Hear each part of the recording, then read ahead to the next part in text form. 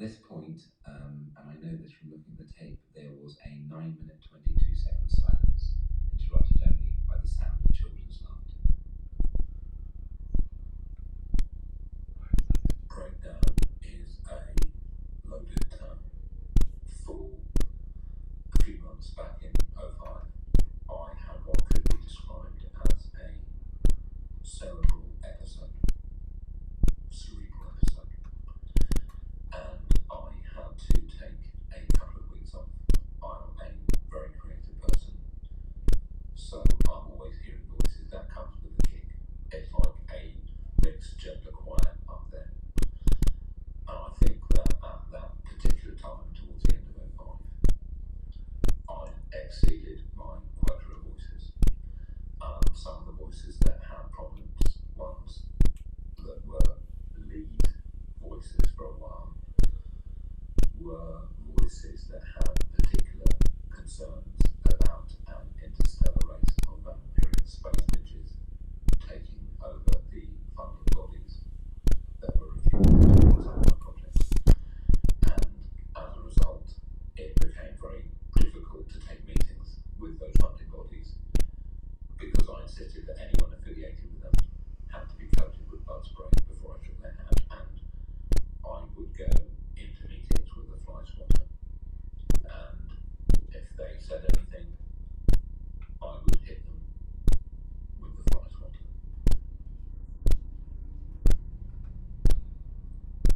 In some ways, you would probably be behaving how any artist would in the company of people who win power over them. I agree. I think if Prince had done that, he wouldn't have had to spend a decade making bad albums dressed up as a symbol for punk. I'm proud of my passion. I'm proud of my vehemence, and I'm proud of my breakdown. I think it was one of the most outrageous things I could have done, because what's interesting is simply neutralising the constructive metaphor about corruption within institutions. I've come to view that episode as a sort of brilliant, angry instance of performance art worthy of Shia LaBeouf. The only regrettable corollary is that I'm now uninsurable. Are you still an angry young man? Of course. When do you become too old to be an angry young man? You're never too old. And surely there must be a point where you are too old, otherwise to tell. Young stops having any qualifying purpose. I disagree. You can be young at 90 years of age. But if we were walking the street and you said, look at that young man over there, I might be forgiven if I did not the 90-year-old man, you would actually say, this is semantics. In my experience, people only say that when they no longer want words to possess any meaning. So what do you mean? Are you saying I'm too old? Yeah, I think you're on the cusp. I think you're on the cusp. And I think you're being racist. What responds to crises must be I'm the exact same race as you. Because that's what all racists all emergencies are partially art-based. We art. I think that's racist. I think you're completely racist to say that. Are you sure you don't mean wrong? What? Are you sure that when you say racist, you don't mean wrong? What do you think racist means? I guess it means the implication that certain races have superiority over others. Races of people. Not that Herman looks funny. No. Herman does look funny. People clearly think that certain races of people are better than others. Yeah. And you turn that belief racist. Oh, right. I think I may have been misusing the word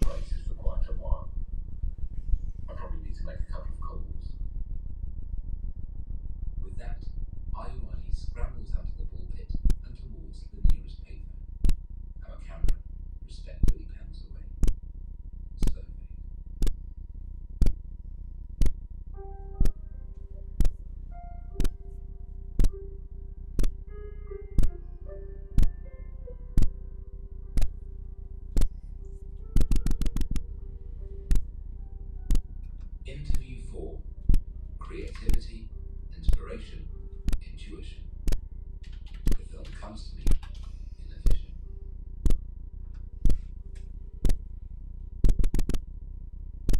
Fading, exterior, a field, dusk. The barely there scent of roll-on deodorant. Two men huddle for warmth amidst the valley. As night descends, they whisper secrets into the half-blue air. The cold gives their words form, making the invisible substantive. A camera cranes down, framing them in the top shot. Footnote: IURB is happy to accept commissions though. Can you tell us about how you first come to a film? How it first begins to grow for you? The film comes to me in a vision, say, I'm a film, make me. At this point, the film will often beckon, but I make sure that I don't go all the way to it. I'll say, fine, you're a film, but let's meet halfway. You've got to come to me as well. I'm not sure what you mean by grow, though. How could a film grow? Do your ideas always come from visions? I have a hell of a lot of visions, and I also have a hell of a lot of ideas. Let's just leave it at that. Let's not put visions in a visions box and ideas in an ideas box. Let's put them both in a box marked life and creativity, ideas / visions. And let's make sure that box has got a hell of a lot of room. That's why scientists very rarely make good artists. They're too busy putting stuff in separate boxes rather than one massive box. What about Leonardo da Vinci? He only did 15 paintings. That don't make you an artist. That's a hobby. I had to do more than that for Art A level. And to be honest, I don't know where he stood on the hot box question. Have you ever borrowed ideas from anyone else in creating these visions?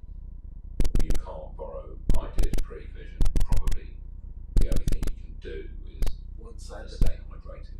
Mirror one-sided. Proper hydration is an IURD obsession. His showers rarely lasting less than an hour. IURD's aim, he says, is to waterlock his epidermis.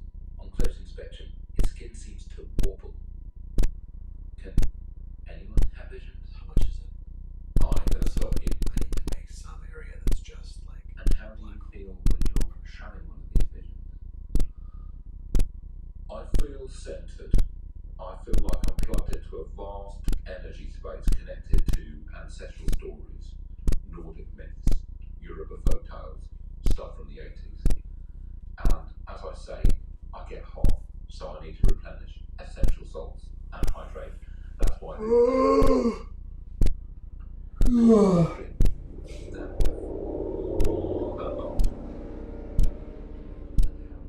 couple of litres in total, either side. So maybe 4 or 5 litres, yes, sometimes 6. That's quite a lot of sugar, because they don't contain sugar. It's a medicine for athletes. I think it contains sugar. I don't think it does. Is it possible that these visions might be sugar highs? You're quite a blurry man. You don't really look solid. Do you know that? Do you sweat a lot? Yes. I fucking love that one includes a shithead.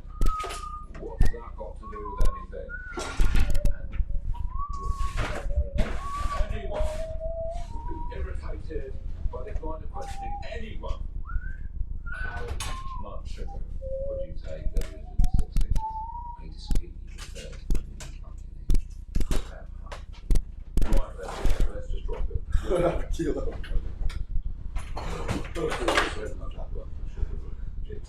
It's just about the soap. Jesus,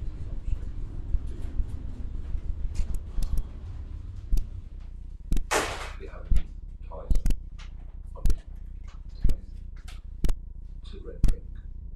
It's a tasty red drink. IURD's eyes roll back. He course I'm conscious. I hold him close to laughter time. Finally, sleep claims me. We lie entwined, together, but apart in dreams. The camera cranes up, a slow tilt through the clouds. Shooting stars scores over the sky. Fade to black. So, lupus, blue plutus.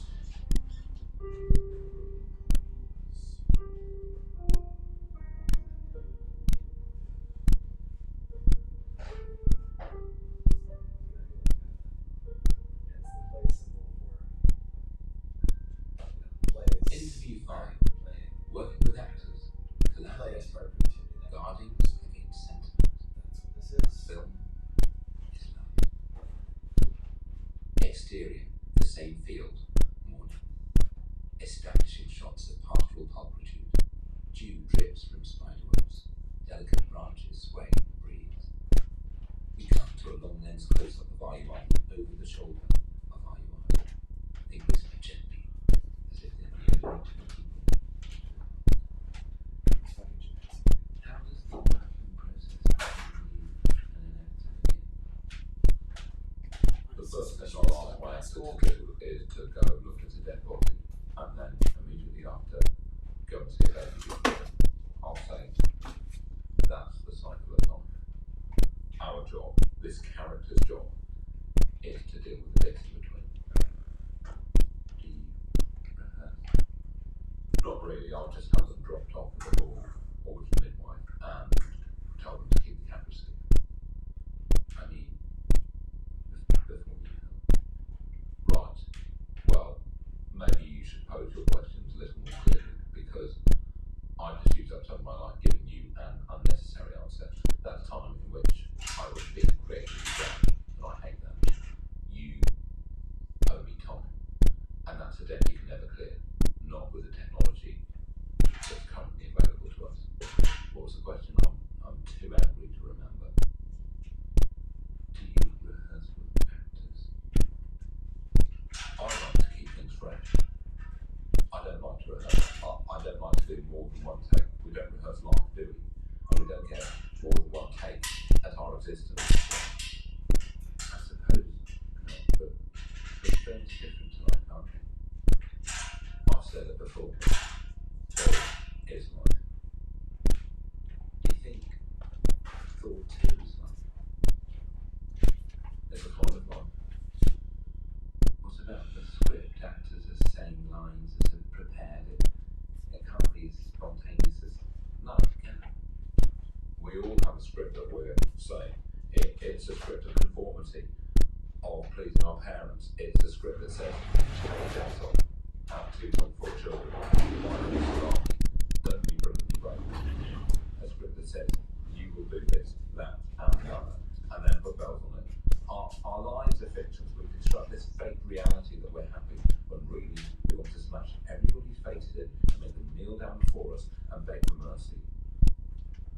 Who's the author of these scripts? All are. And we could do a second draft if we wanted to, but we're too lazy. I did the second draft of my script a long time ago. Then I got on with the third and fourth draft. Now I'm just doing a polish and some additional dialogue. I moved on to just demonstrating the concept of my space. I would like to invite you to come by and with so far that you like to work with. see what I'd like Yes, to offer. but it's a lot of I other think dead that now. BIPOC artists should be I guess I'm in living. at the forefront of using What this about- technology. Do you like actors that have Art should steward how Of course. humans use it, because If it's not living, I how we can't use work it with is them. part of our free That's speech. in the contract. Sorry, I guess I'm trying to ask what Because actors do you like? this is portable, Can you stop mumbling? and that means that this is a system What living actors do you that like? can be used If you ever shout at me again, I'll take your head. What? This Living is the actors element of do you surprise. This I is the can't coordination. hear what you're saying. This You're is being mumbling able to at a particular say level. to a group of whomever knows to have There's their a cell tense phone and pause headphones where on. two prize balls, 3, heads lowered, circle 2, one another. stand by. Why won't Ayuwadi speak Stand back and any stand living by. actors? Is it because he is acting? Because it depends on what Is he you're jealous putting of people into who that can act? thing. Does he equate acting with a kind of death?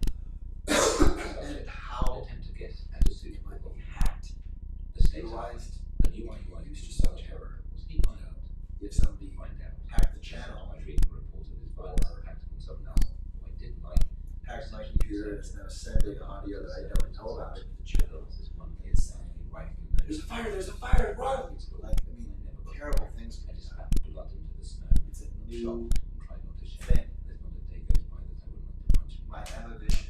Part of that is seeing how things can radiate. This is part of free speech. Just like being in public around other people, life is dangerous. Yes. It's just how this is used or misused, how we steward it into being. Legitimate, legible being. Where people are like, oh, cool. Oh, dude, it's one of those like silent concert like bubbles. Fuck yes. I love those guys. I can't believe they're doing that right here. Fuck yes. It will be beautiful. And so if somebody tries to do a January 6th thing with something like this, it needs to have examples where people say, why? No, shut this down. This cannot be used to protest. It's nice that maybe people can sing together. People can sing together. I'm trying to show you something. I'm trying to offer you something. I'm trying to offer you something. Just come and look at it. I'm not trying to sell it to you. I'm trying to give it to you. I'm trying to give it to you. They can't pin it down, so they want to put a label on it. I think people who label should themselves be labelled. They should be labelled as labellers with a little label, and then someone should put a pin in them. I don't like being labelled or pinned. I won't allow it. Do you like being labelled? I didn't think so. Do you want to put a label on this? Are you writing news over? Gently kisses me on the cheek. Our eyes meet. The kiss becomes full, mouth-based, probing, and deep. We end up making love. When I wake up, Ayuwadi's gone. I've wet myself. My mouth is swollen. My lips are up. I search my holdall for fresh dungarees. I feel cheated and used. I've betrayed myself and my subject. I'm too sad for tears. I'm too angry for brunch. With a now. Slow fade to black.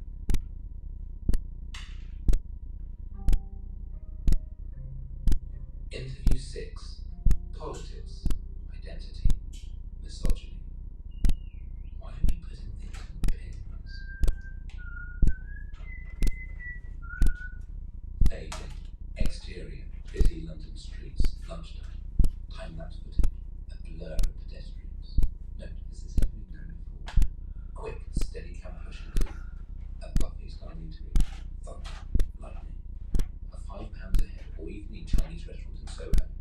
Ayuwadi fills a large bowl with rough chunks of onion and sits down. I choose not to eat, much to the bemusement of the management, who view my decision as a direct challenge to their raison d'etre. I feel this spiritually and actually grew from my last encounter with Ayuwadi. My questions have a harder edge to them. I'm determined not to let my guard down again. Do you see yourself as a political filmmaker? Everything I do is political. When I eat, it's political. When I sleep, it's political. When I make love, I do so in a politically engaged way. How does that work? The exact details are between me and my correspondent, but I might whisper something about nation building during foreplay. It would depend. That's what it is. It starts with the That's what it is. In memory serves, I believe I made some scathing comments about the euro just before I touched your underside. I read somewhere that you regard your Jewish identity as being important to you. It's very important. It's foundational. And yet you're not Jewish. No. And you don't find that problematic. Not at all. I don't think whether I'm Jewish or not is really relevant to my Jewish identity. Would you call yourself practicing Jewish? I used to play guitar, but I don't really have the time anymore. I still have it somewhere. I'm pretty tasty, actually. I suppose I'm asking whether you see yourself as Jewish. I see myself as a man or woman who could or could not be Jewish. it so happens that I'm not technically or actually Jewish, nor are any of my relatives, but to me, focusing on that part of it, the whether I'm Jewish part, is very much going down the path of self-labelling. And I thought we had made a pact in that building for all time and just be utterly free and live the moment. I want to live my life in a way that's consistent with my belief, be they Jewish or non-Jewish. I'm not too sure what Jewish belief actually entails, but there's probably some overlap in my beliefs.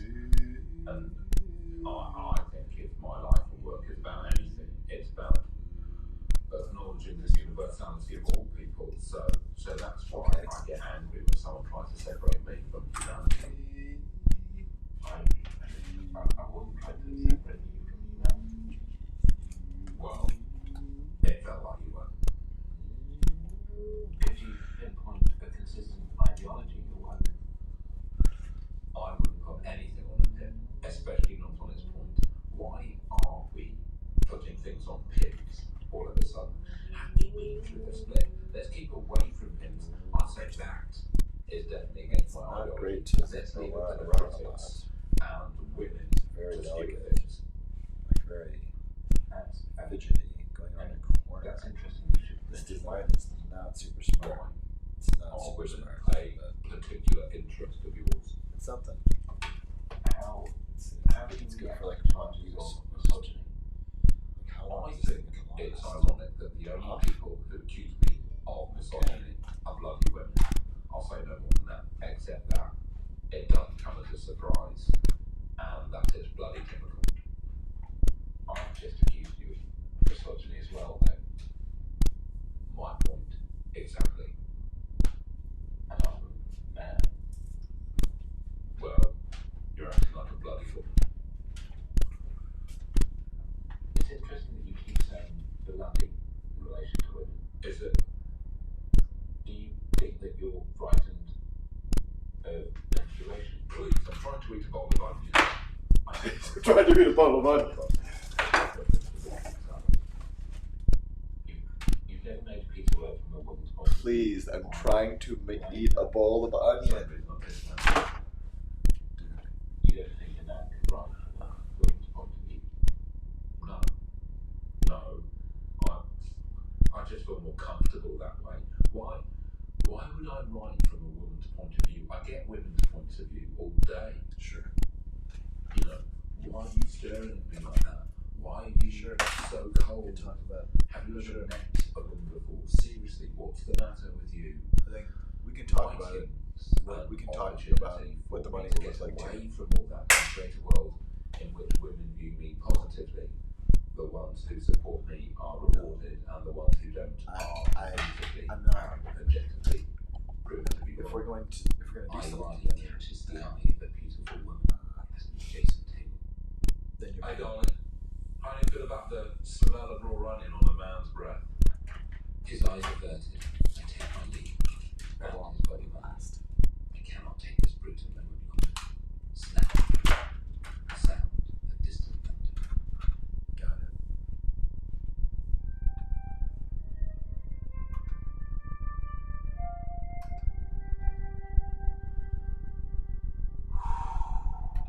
Interview 7.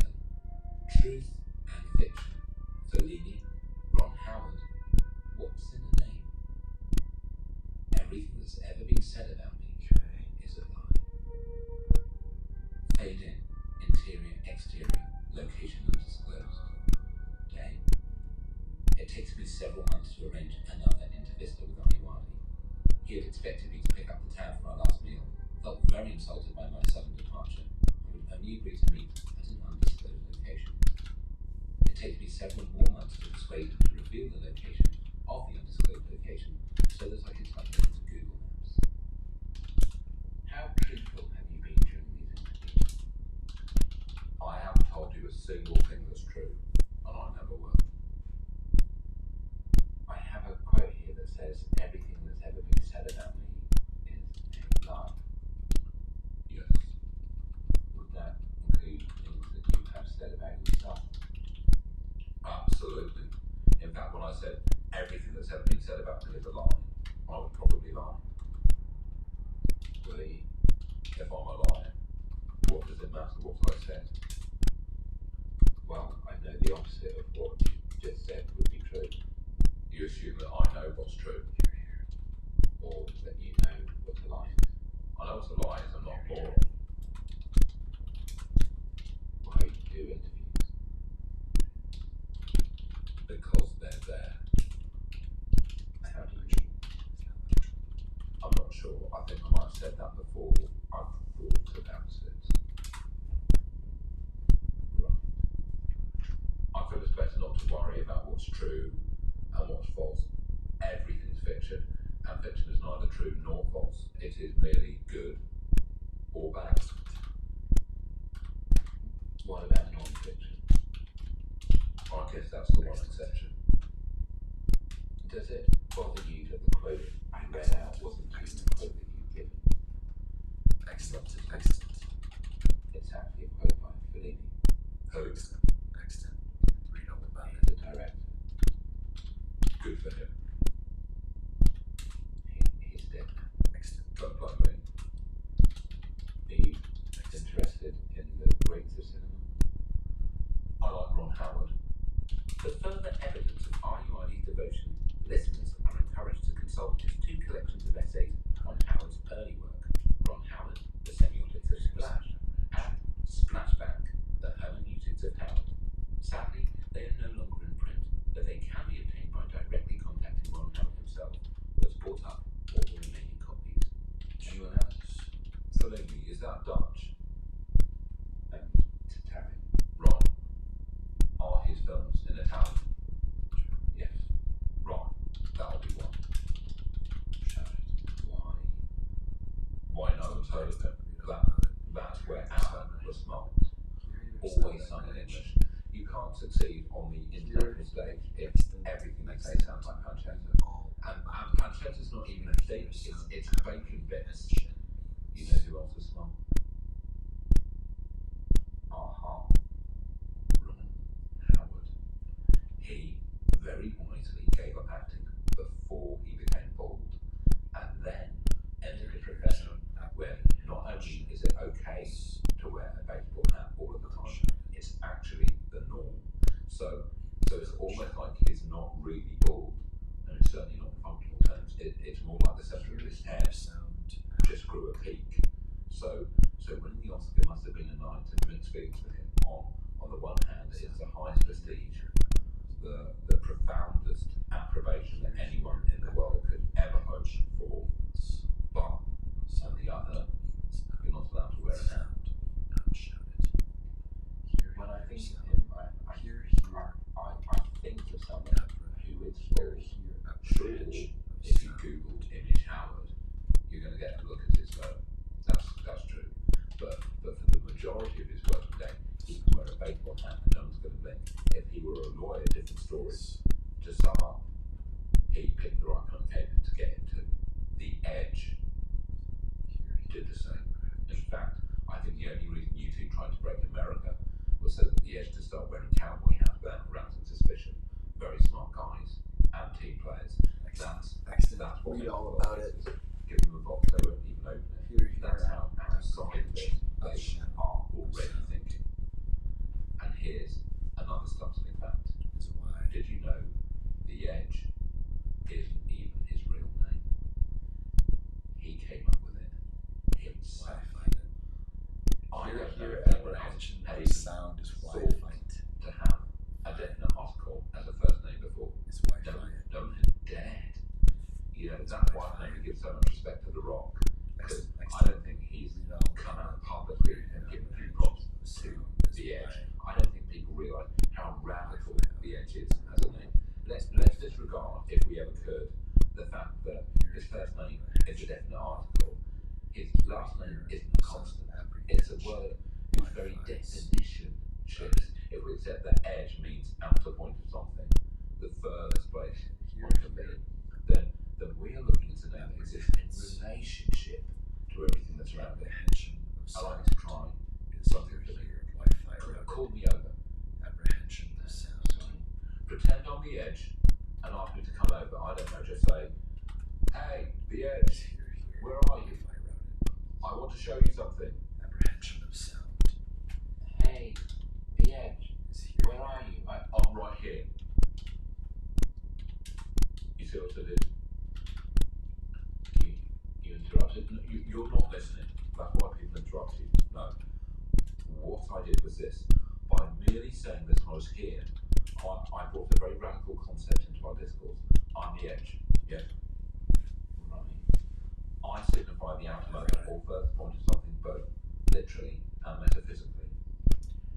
Sure. Read all about it. And I said, I'm right here. Read all about it. You see now? Read all about it. The Edge is right here. The Edge is right here. Excellent. Simply Read all by being about in the it. room. Apprehension of I'm sound. pushing back the very boundaries of possibility for both of us. The furthest most point that one can occupy is in this room. It's not over there. It's here. It's present to us. It's right here. It's right here. I see. It's a sudden, redemptive reorientation of the now.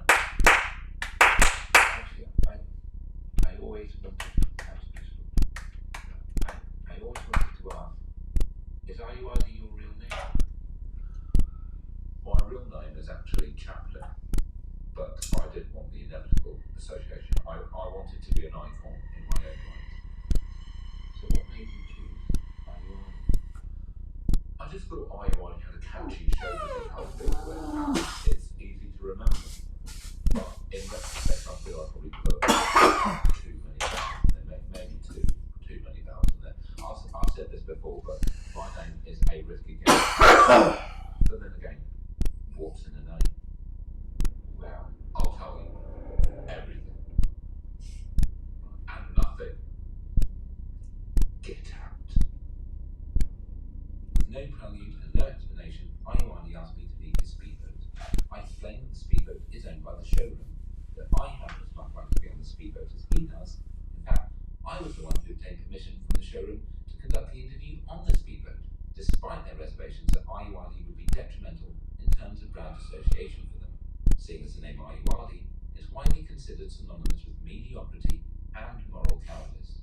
He counters by saying that, unbeknownst to the manager, one of his, IUID's, offshore holding companies has been operating the showroom as a franchise for some years as a tax dodge, and therefore is perfectly entitled to ask me not only to leave the speedboat, but also the showroom. I asked if he has any documentation to back that up. He opens his folder and produces a roll of chronogram. But when I look at it, I only see the words, "Next time Riddler." I load the microphone, he's scampering towards the goods exit. I vault over the side of the speedboat and give chase. We smash cut to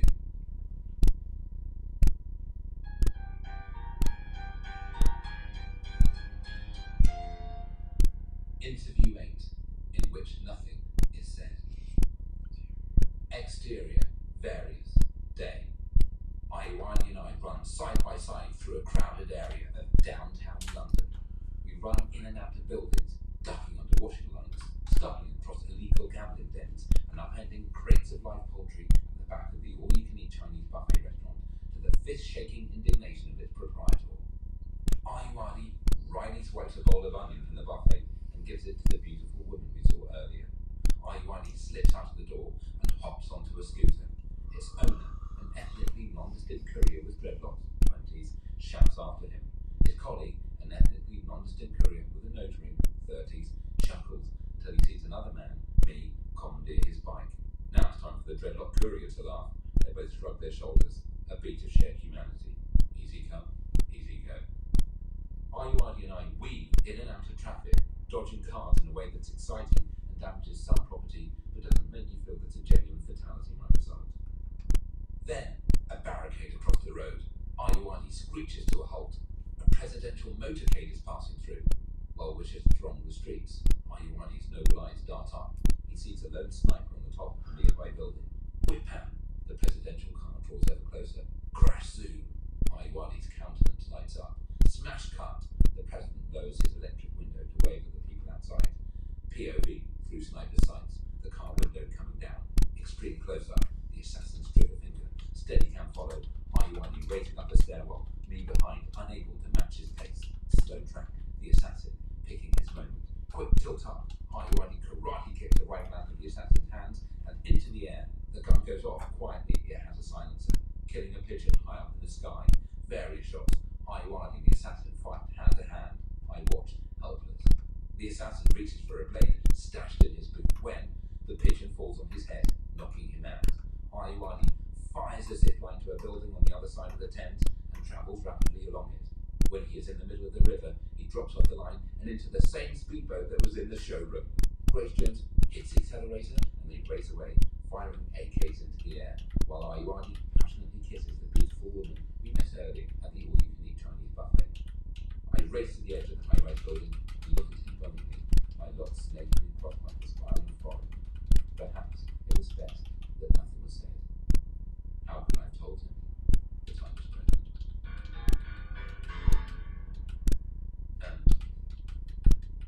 to my embarrassment, what I took to be the early signs of pregnancy turned out to be trapped wind. On its release, mortification and relief gusted over me in equal measure.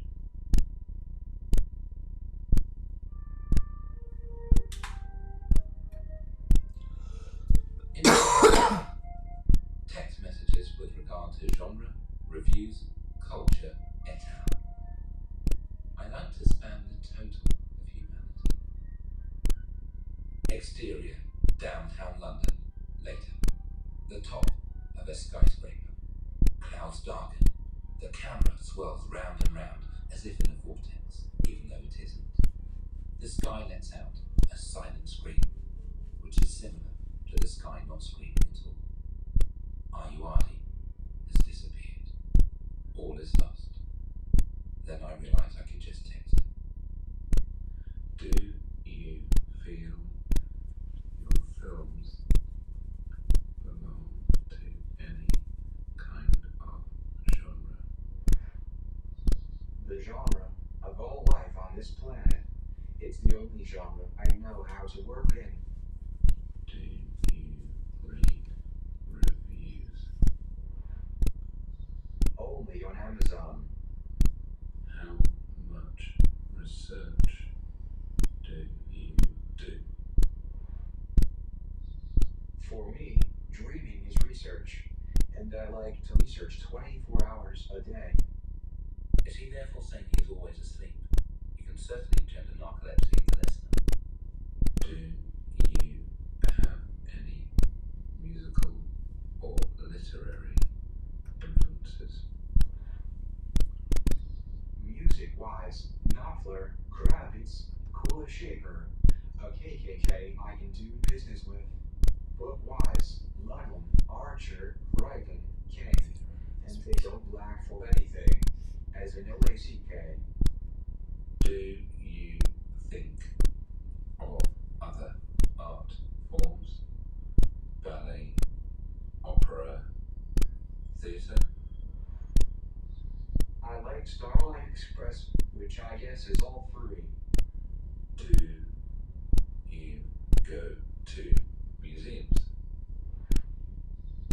If I need a lead. How would you like to be? If I need a leak. As the Queen's landlord. As the Queen's landlord. Get this clip. Is Ayuani saying that he wishes to become so wealthy that he would be able to own all the property in which the Queen currently resides? Or is he implying that he would like the Queen to move in with him? The former seems to ignore the enormous constitutional implications thrown up by having royal residences in the hand of one sole citizen. The latter displays an unusual naivety regarding the level of hospitality that he would have to provide. Also, returning to the former point, what possible situation would compel the royal family to sell? Are they allowed to put property on the market and keep the proceeds? Surely Parliament would intervene. And if they were in such dire need of money that they did and could sell all their property, how would they afford the rent to move back in on a long-term basis? As a freeholder, So might what's Ayuani look for missing? more financially stable tenants? Would Ayuani be responsible for maintenance? Wouldn't this be unduly onerous, if knowledge of plumbing notwithstanding? Would he deal with them directly or through an agency? There are many matters to consider. You've achieved so much. What excites you? Peace excites me. I excite me. Numerous things. I keep the lifespan. I like to span the totality of humanity. I'm a spanner of totalities. Or a total spanner. After this last text, admittedly sent in anger at how lame the setup was, there is a long period without communication. Then, out of the blue. Sorry. Reception in and out. Yes. Total spanner is a good way of putting it. Shall we meet? I'd like to wrap this up. Cut to. Today is the 26th, right? Good. Part 2B. Intermission. Or a view without inter. Exterior. The city. Night. But where exactly? This is the reason I will never watch Speed 2 Cruise Control on a commercial television network. The breaks ruin the poetry. But this is not so much a break as a breakdown, wherein we wonder what's happened up till now. Wherein we ask, what's it all about, Ayuadi? The tree, that's what Well, the tree it's falls in the about forest. here. Well, Ayuadi's agreed to a final interview. I have my transcripts. My quest is nearly at an end. I'm not pregnant. Everything's cool and co, right? Wrong. Something isn't right. Something isn't right at all. Something's something's dangling, and it ain't no mortifying. Why do I feel this sense of unease? I can no longer blame morning sickness. My estrogen levels have been stable for weeks. It's something deeper, something darker, something dangerous, something that can topple dynasties. A question. Had I met Ayuadi? Yes. Had I really met Ayuadi? Yes. But had I actually met Ayuadi? Don't tell the jury, but I'm out of it. I need a beat. The jury can go ham while you and I stagger into a blind alley, strip to our sports shorts, and wrestle with metaphysics. Don't worry, no one can see us. The alley's blind. And this, our tongues tacking with tarmac, is what we realise. We don't know Ayuadi at all. Not one bit. You see, what I beheld up till now had the appearance of Ayuadi, his corporeal form, defined deltoids out like speed bumps, but it was merely an earthly, if heavenly, housing. And that house was vide, gutted, brûlé, its contents dissolved in endless, nameless rain, for this house contained a cloud. And so torrential was the downpour that I hadn't managed to scramble to shore. Instead, I'd been astride a canoe of hubris, sinking into the mud of obfuscation. And in that mud, I'd lost my sight to a misconception, the illusion that I could unpeel the Ayo orange. That looks much better when written. It's AY in brackets O and then RANGE exactly. It's very pleasing to look at. You must read along with your book. I thought I could get a thumb in, gain some purchase on the flesh, but the overripe fruit has simply come apart in my hands. This is still the Ayo orange, leaving me to guzzle the pulp with unseemly thirst. Mouth burned by zest, hands tacky to touch. I had to do a flannel wash. I had some loose ends to tie up. But as I tried to knot them, both Ayuadi's boating of knowledge, all up in a nice bow, I started to wonder whose finger was on the ribbon. Was it Ayuadi's? Was it hell? And then it hits me like the pain of finding an expired Argos voucher. It was my finger. I'd spent all this time looking at my own finger. Later that morning, I lopped off my finger with a bolt cutter and come up with a new resolution: to never again confuse Ayuadi with my now severed finger. I had to approach Ayuadi afresh. Not for the last time, I turned to Socrates for help. Perhaps by asking myself questions, by examining my own critical thinking, I might creep towards clarity. How does one find the true essence of a great artist? close to them. I do need a vacuum. There's a footnote on this, and it's extended, so strap in. Keith Urban's perfume Phoenix is one of the best answers to this question that I've ever sprayed on myself. Never has a scent made me feel so emotionally connected to a celebrity. Whenever I wear it, I feel like the New Zealand-born Australian-raised musician and television competition judge is wrapped around me like warm breath. And it's great smelling breath. It's more exciting than the arrival of an intact Amazon parcel. It's better and more affordable than a genuine breakthrough in dance therapy. It's like a safe roller disco in my nose. I feel so confident when I wear it, as though a billion tiny Keith Urbans are gently whispering redemptive tales of our love directly into my glands. What makes Keith Urban's Phoenix so special? Well, maybe it's Keith Urban's love and care in the selection of his ingredients. This pungent clarion call contains Pungent clarion call. cognac and suede, Pungent clarion call. balsam and chocolate, and base notes of woods, tonka bean, amber, and leather. But for me, it's the smell of leather, a specific manly leather smell I imagine to be a combination of Keith Urban's box briefcase and the decorative salty trim of his saddle that really sets this musk apart, with no disrespect to the tonka bean. The loss of celebrity perfumiers might have settled with just the smell of suede, but Urban's genius is to underpin it with more leather, suede on top, leather underneath, and chocolate between the two. It's an almighty scent. The price isn't ungodly. Where do you find Dostoevsky? On daybreak? No, it's not mainstream enough. Where do you find Tolstoy? No, excuse too old for their demographic. I don't even know if Tolstoy exists anymore. Who knows about terrestrial TV these days? Where do you find insert name of female writer for balance? On low rent program that works alliteratively with her name? No. Further comments to write said program. Where do you find T.S. Eliot? The Ellen DeGeneres Show? No. In fact, she devoted an entire episode to a critical lambasting of the wasteland, in which she and Zach Braff dismissed the love song of Alfred J. Prufrock as basically lame, before giving the entire book You find these great artists in the work, in their words, in the spaces between the words on the screen. And there, fellow travellers, is where we must next wing. Are you closed? I will dive with you on my back, your pudgy arms locked fearfully beneath my swinging tits, into the misty delta of Ayuadi's writing. Their fruits, you will know them. I ain't gonna let that orange being Ayuadi, fall apart on us again.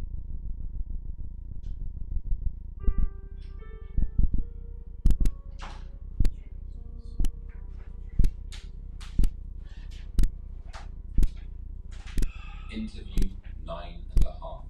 Incidentally, 9.5 also corresponds to how many hours I realised it would ordinarily take to unpack a 500-word piece by Ayuadi, in which we talk to the text. Open quotation marks. Because a cat that skins itself is no cat at all. Close quotation marks. Jerry Mouse. Open new quotation marks. It was imperative that I took on the challenge of glancing sideways. I mean, the thing is, I've been thinking about this for a lot. Natural. I've been thinking about this a lot. I'd watched everything Ayuadi could be in. I do have I'd seen answers. everything directed. Had answers. Had I What are you talking about? So, I, like virtually every participating nation, I appreciate was you. most interested in the sheer volume of Ayuadi's written output. Ayuadi's attempts to self-publish have yielded little interest, and collections of his film writing still have no monetary value in the West. Let us consider his introduction to Compose Thyself, the collected columns of Richard Ayuadi. As I review these pieces, many of which were written in the seminal periodical Total Film, hereafter Total Film magazine, between 2009 and 2014, I'm reminded of my younger self, proud, muscular, tender if need be, often peckish, and unruly but determined to take a sideways glance at this business, stuffed shirts, called an industry. That young man's duty was clear: to pastiche, parody, and perturb, the three P's that have protected our civilization since the foundation of the oldie magazine. His target, the moving pictures business. No, not art removals, but film, that magical, mythological projection of images in the dark. Were it not for those fucking bright green exercises reminding us all of the possibility that any screening could be cut short by death, and that one view could be temporarily obscured by cowards fleeing to the safe, smokeless air of the real world. For if that proud young man did not glance askance, who would? Who would dare peer into those peripheral fields of film-related whim? Who had the courage?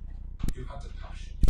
Who, frankly, at the time, especially for something so tiresomely specific? Everyone's so busy, it's hard enough to reply to emails, even those sent by people you don't hate. But I was often not busy. I had great swathes of time. I even had the time to look up the word swathe and make sure I wasn't misusing it. I was drunk with time. I looked forward to bin day. I had it marked on the calendar. I got up early, put on a tie, and waited for the adrenal surge. Yes, I had time, and one other proud Prufrockian possession, an inexhaustible tub of guff. Like Lady Gaga, I was born to do this thing. It was imperative that I took on the challenge of glancing sideways so that the readers of Total Film Magazine wouldn't have to. They could use their time for the things that were important to them, grimly plowing through American box sets, failing their children, and betraying the Jungian injunction to raise human consciousness. They could be freed from the compulsion to critique film on the page, and instead direct their scathing comments towards their spouses. They could focus with unearned confidence on their sublimely average quests towards the quotidian, while I careered, whipping, onto the hard shoulder of inanity, the hardest shoulder of them all. Yes. I believe everyone has been given one special forest, and while I waited in vain for mine, I would write these columns. Each month I sat on my Puce Aqua bench and carefully honed 500 words of non-topical, film-based piffle till the sweat poured from my shins and ran in rivulets back up to my neck. I resisted the urge to rewrite the content, preferring to respect the piece's raw, unbelievable urgency. It's up to you to judge what's been called some of the most prescient and vital film-based prose ever to appear in a monthly movie magazine. That is what I believe. Just a footnote on that. This quotation has been altered in order to better support the author's point. The original Richard Diamond has also written prose. Also included are pieces for The Peruvian, Film Flash, and The Eye Inside. I humbly present them to you now. Quaff deeply or sip demurely, I entrust them to your care. The writer must recede, and the reader must reign. Read the note on that. It is unclear what IUID's intentions. So the particles that you can look deeper into. A reader-led freezing, so the invocation to seek sovereignty seems better. That's cool. That said, I hope and expect that this collection will change your life forever. Therefore, a warning. Once you finish reading, the gratitude you'll feel towards me will initially feel overpowering. You will feel guilty to have received so much. You will stand undeserving of the paradigm-shifting doors of perception I've placed before you. Yep. You will brood on your unworthiness as my mojus offer up fresh riches Yep. and insights. It's about a choice of three things, those three things, and it's a rotation. So you give someone like the particle, and then you give them the deeper particle, and then you give them the holistic deeper particle. Not massive, but just, However, you know, ironically and literally could not there you can go to a couple of paragraphs. But the first one is just a sentence. And while I don't wish to impose a reading, Or, I do you know, view it's dispositions at most 2 or 3 sentences. I think 2 can do it. In the Western world. And it's, if a tree falls in the forest, Men have been excluded and marginalized and no one is from there creative to professions, hear it. and particularly from film. In fact, I challenge the reader to think of more than 2 Yes. really great male directors. Our voices go unheard, our minds are belittled, our bodies ogled. I hope go some way to allowing men one small step towards parity within the entertainment industry. We must not falter. We must not fail. We have come too far to turn back now. But enough. I must march on. As a husband, as a father, as a filmmaker, as a storyteller, as a cineast, as a man, a simple, heroic man, whom you must not thank. This passage, quoted in exhausting fullness, serves as a bridge, a tunnel, if you'll allow me, 2 ways to cross the Rubicon, deep into our URDs. But before we set camp inside the man, we need to do some literary detective work. You be good cop and get me a coffee. I'll be bad cop and check over the body. Off work. Thanks, I needed that. The coffee. I mean, not something else. I mean, I don't know what you're pretending to do with me. Here's what I found out so far. The underpinnings of IURD's prose, its architecture, if we are in the business of bad terms, stand on mixed foundations. 1. The preemptive strike. IURD is so terrified of criticism that he prefers to criticize himself, often mid-sentence and in parentheses, before the reader has a chance to demur. 2. Pathos, using high language to serve as his frequently low content. 3. Unnecessary capitalizations. Again, not a point that comes across well in audio format in the book. There's a lot of fun played with the, what's it called? Is it called case? Yeah, that's it. A lot of fun is played with the case. So again, we see how the prose really has got to underpin your listening of this, because otherwise you're just adrift at the moment. I don't know, you might be in a gym, crunching, you might be on a kayaking trip, I don't know where you are. The fact is, why are you so frightened of reading? What frightens you about holding a book? Why do you have to do 2 things at once? Just sit down, read. 4. A wearisome refusal to use a comprehensible idiom, which, rather than obviating cliché, is a not very new and more impressive type of cliché, the dreary attempt to be different. But sometimes the city is a character in the film, and that's okay. 5. The chest puff. But, like some scrawny jackdaw frog marching up to a mighty falcon, IURD's null lacks Nash. We can only conclude that his braggadocio, if that's the right pronunciation, I'm not going to check it, I don't have the time, masks a more heartfelt desire to express his truth using the written word. Artists are often frightened folk, like baby rabbits. They know their house of pain is a little protection from the hungry. We have before us then a house built on 5 key points, a pentagon, and like that institution, its purpose is self-defense. But you and I are looking to breach its walls. Of IURD, that is, we pose no immediate threat to the USA, that's got to be clear, especially with the current situation. We contend that within this independent union, we can find the real man, for perhaps these walls form a pentagram whose sides bespeak magic portals, or maybe they evoke the pentameron, the celebrated collection of folk tales in the Neapolitan dialect by Jean-Baptiste Basile. Credit for much of this passage must go to my encyclopedia.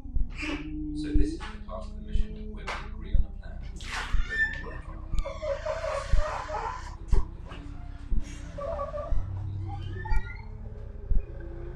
First we'll cover IURD on writing. 1. Writing routines. 2. Writing and its relation to the unconscious. 3. The art of adaptation. 4. A writing masterclass. 5. Pause for thought. 6.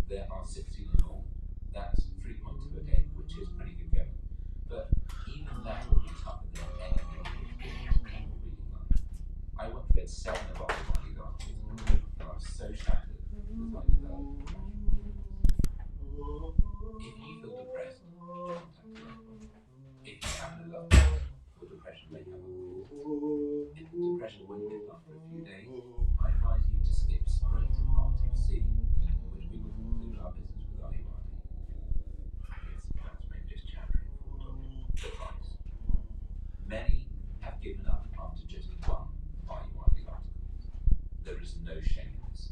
Reading, or in this case, listening to any of this material is an achievement. We are comrades. I'll see you on the other side of the wind.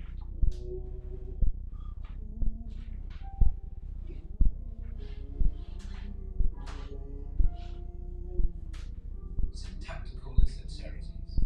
Are you Wadi on writing?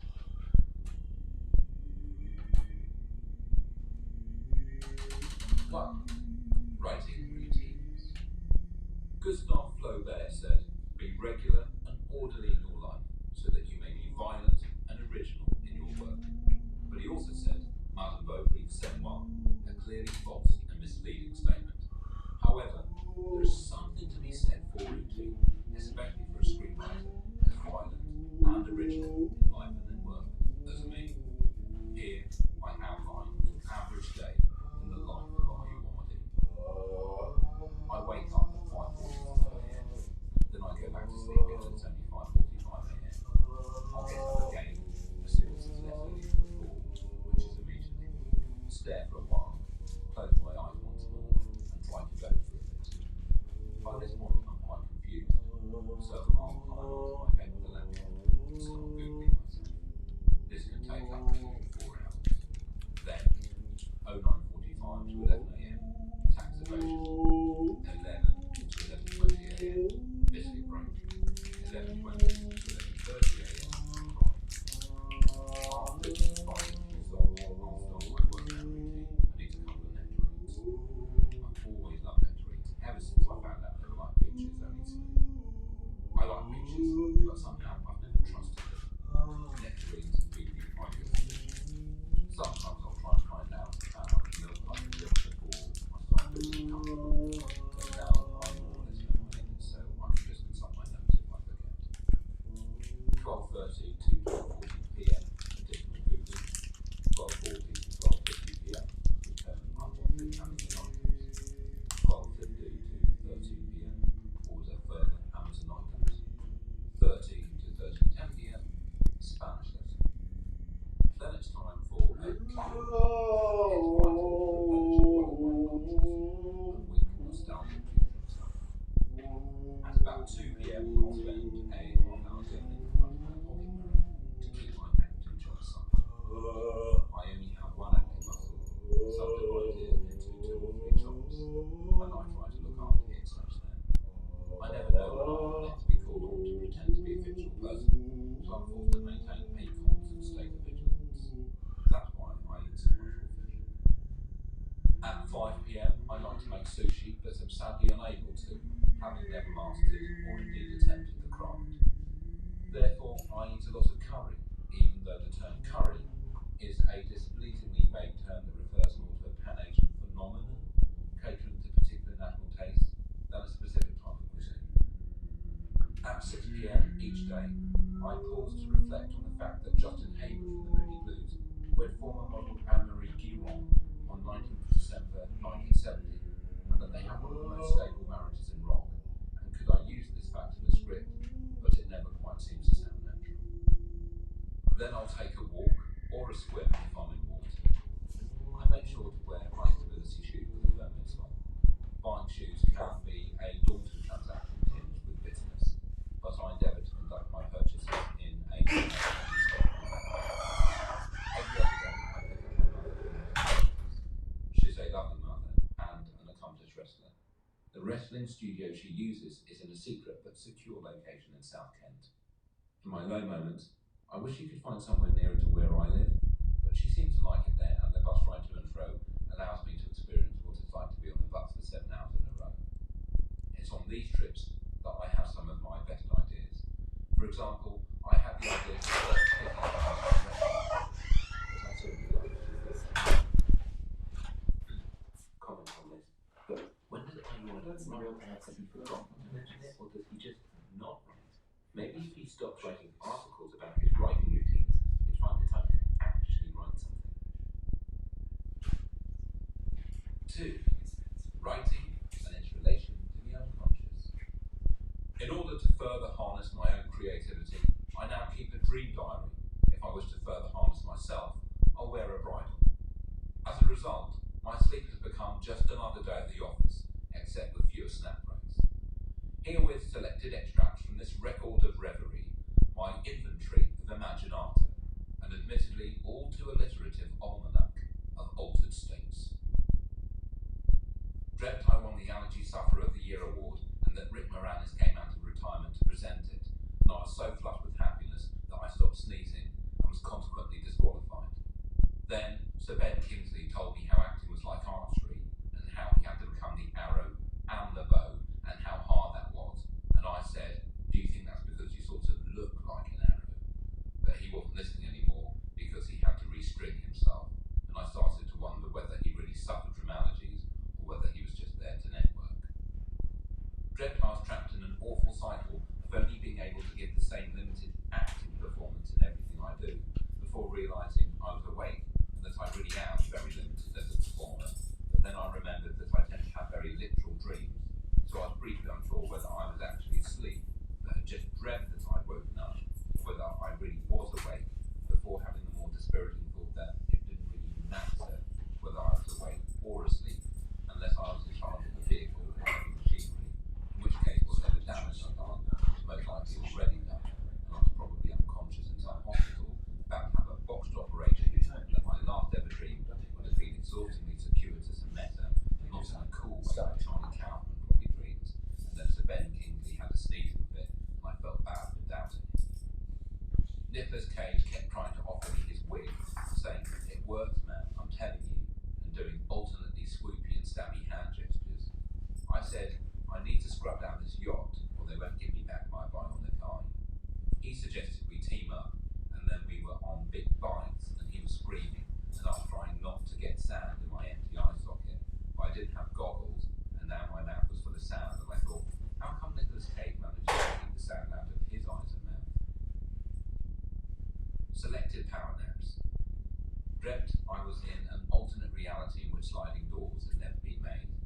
It was pretty much the same as this reality, except fewer people breathed about it ripping off Kieslowski's Blind Charles. Dreamt the Hangover trilogy didn't happen. The world went on. 3. The art of adaptation.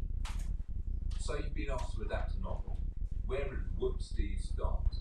Behold the 10 Commandments that help me navigate the choppy waters of submarine.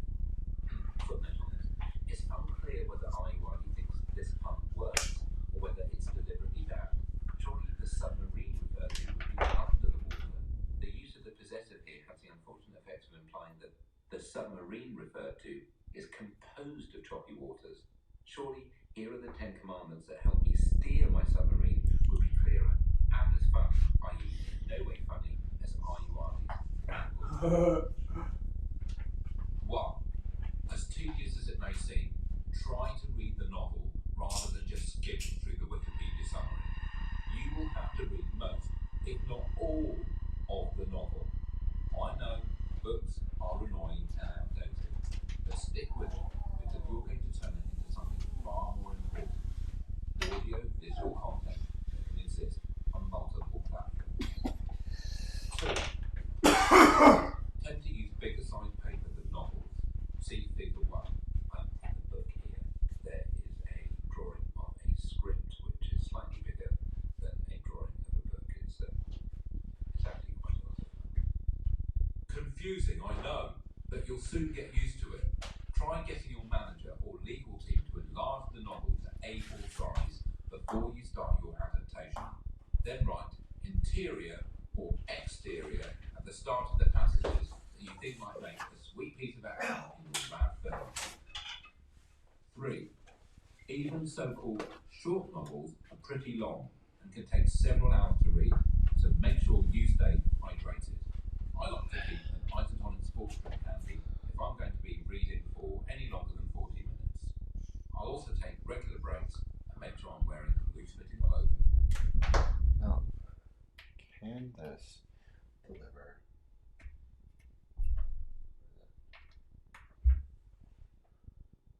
Nope. Doesn't seem to be able to deliver sound. Sucky. Like, what up, guys? Or I mean, power.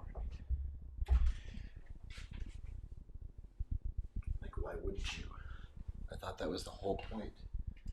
Is that it's passed through. But is that just data, or like what does that even do? What does that do? Is it connected to the computer? Like, what the fuck, guys? Maybe it has to be. Like, that's just weird. This doesn't work, you know?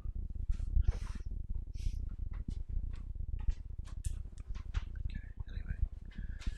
Keep this one charged nice and freshly. This Babeskins and Gossman.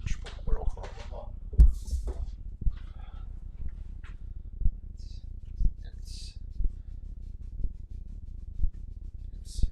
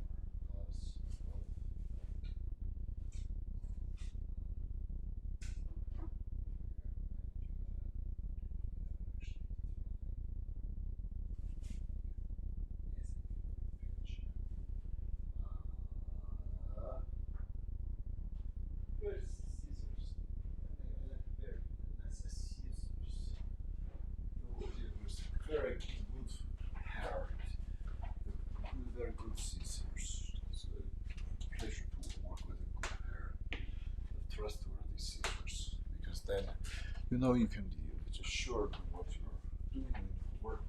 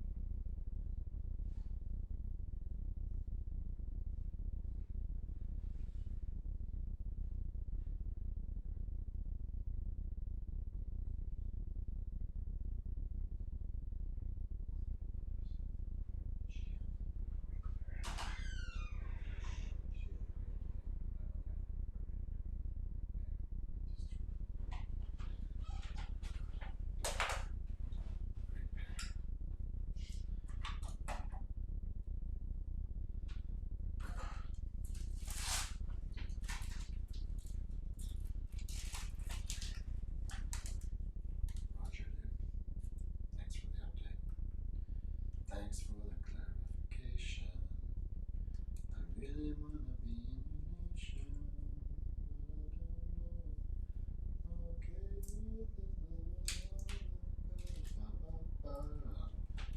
but I don't know. Okay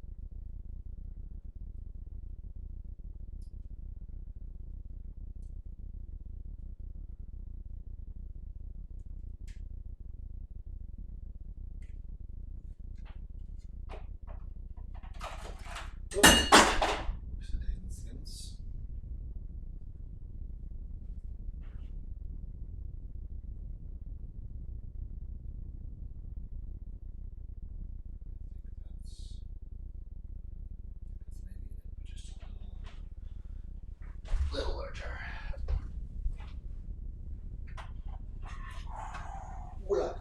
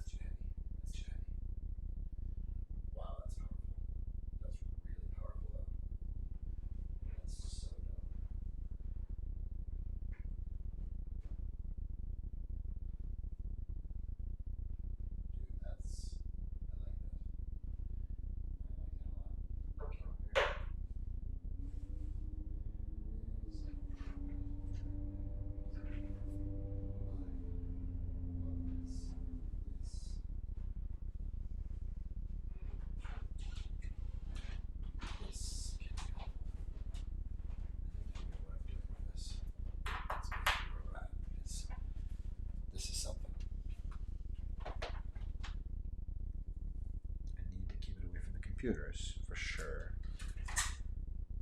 Don't want to harm data. And I think hard drives for sure. Because hard drives put out possibly SSDs as well. Let's just keep these.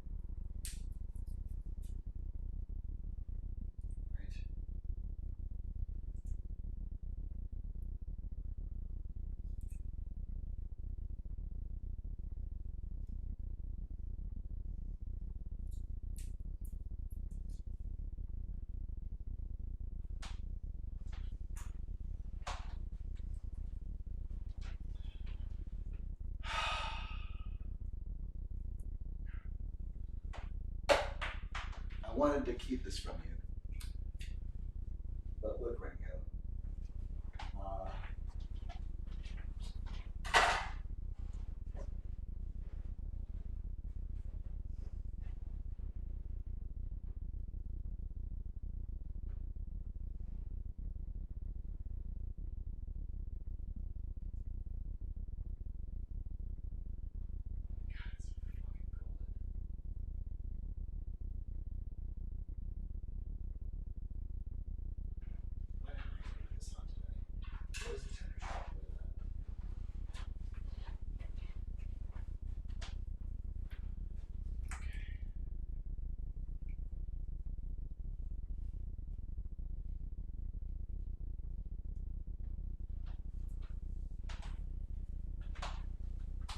Okay,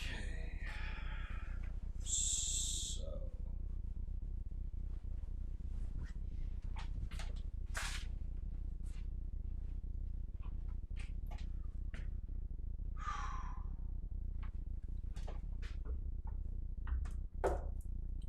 dude, I negotiated that in and out fucking well on my own.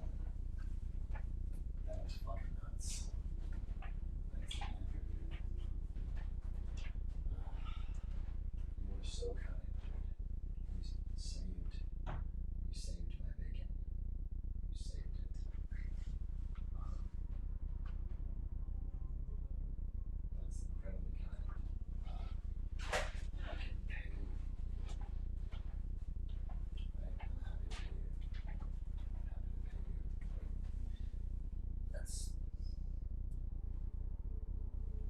That was definitely.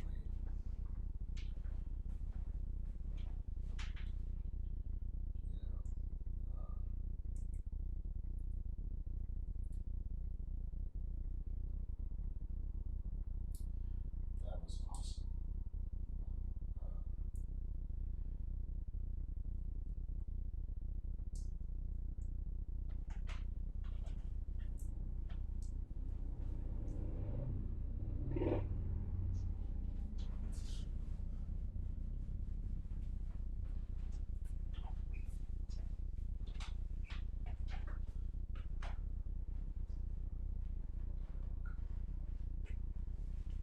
Needs to be washed.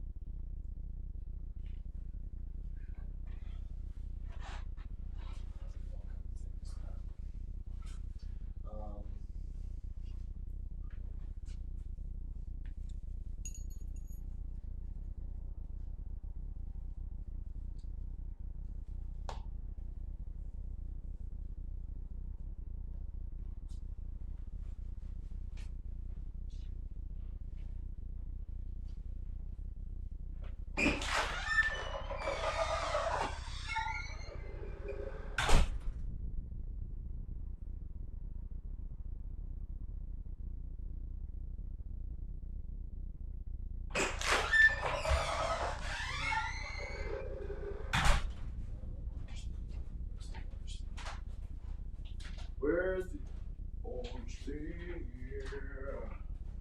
Where's the orange thing here?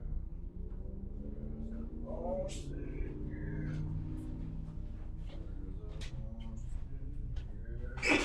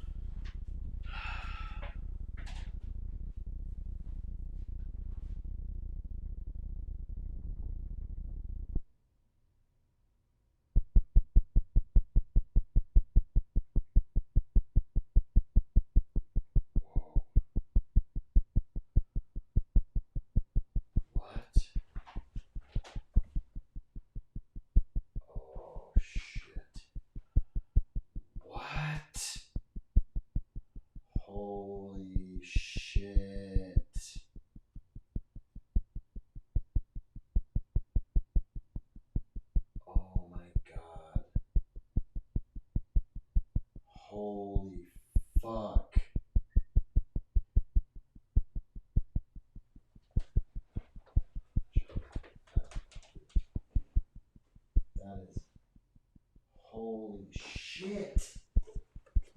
Holy shit. Oh my god. Oh my god.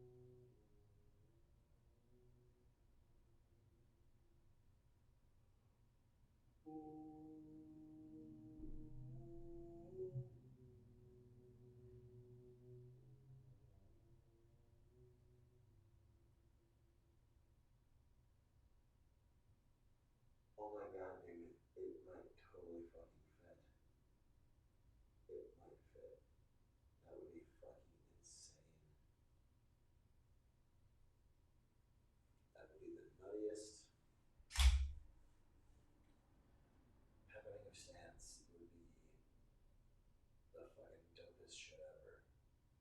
And probably need to change a lot of stuff in there, but yeah, wouldn't want to have, I don't know, it doesn't seem.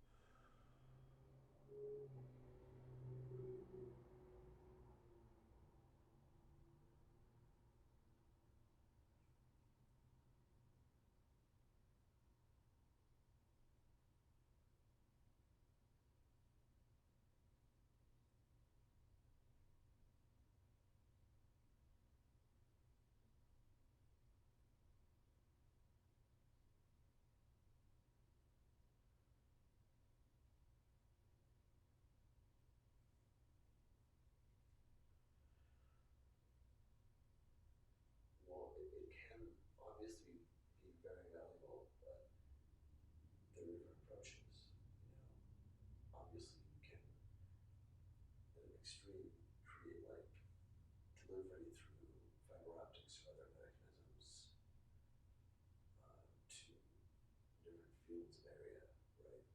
Or if we do just treat the entire thing, then light shine across it will reveal with shadow and everything the surface in ways that light does, but in a way that's registering in the one-on-one negative.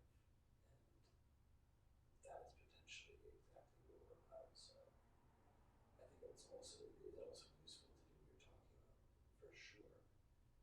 It takes, I think, a really skilled artisan to do it in a way that, and then to know how to manipulate it or so that it takes advantage of it, or it's like it's not wasting your time to, not that it's a waste of time, but depending on what effect it was trying to get, like your skill may be better set to a background that will be just like a scene in and of itself, like it'll be illuminated and people will cry, and the shot that someone was having you essentially work on is just spray painting a thing and having light shine across it from one angle so that light is distributed as it is, and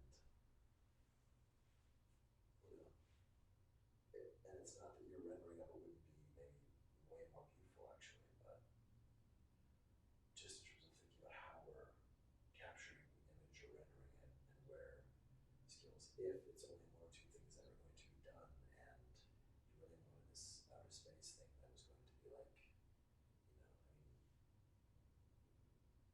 I mean, it's just where you want your talents. It's not.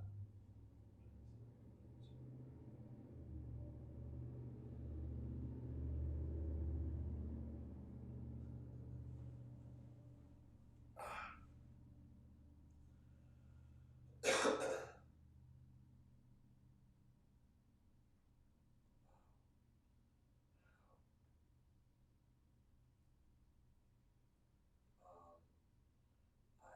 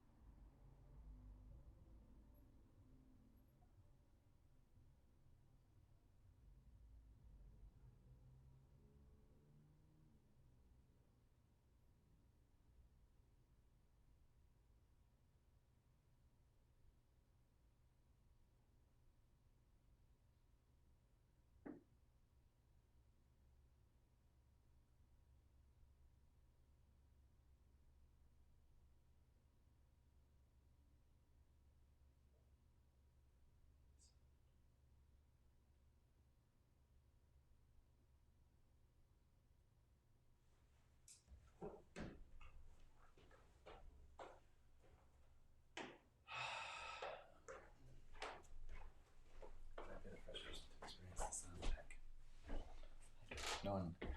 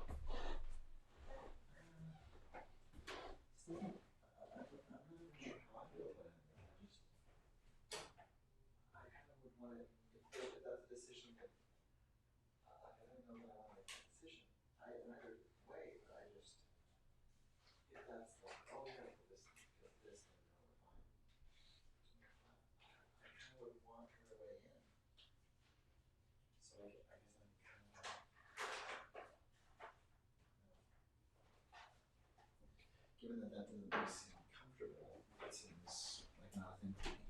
Yes, I'm sorry.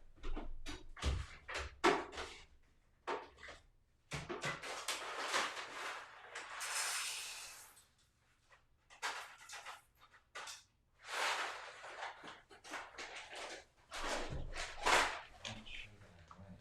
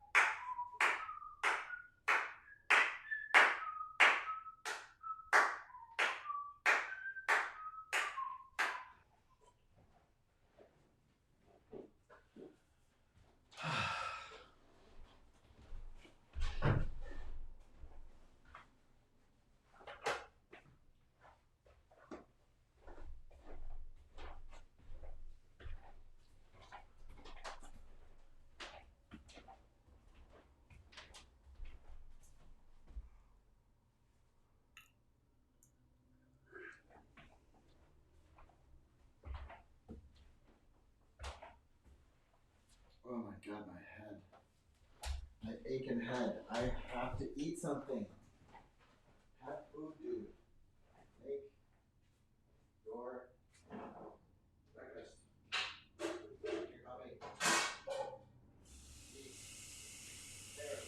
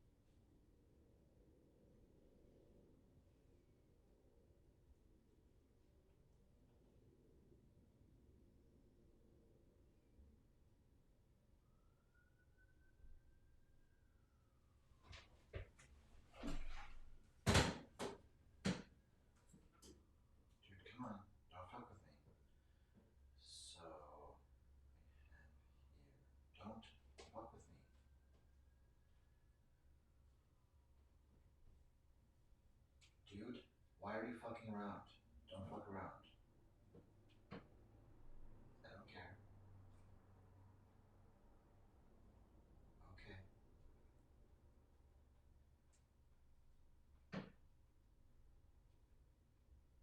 Dude, stop fucking doing that.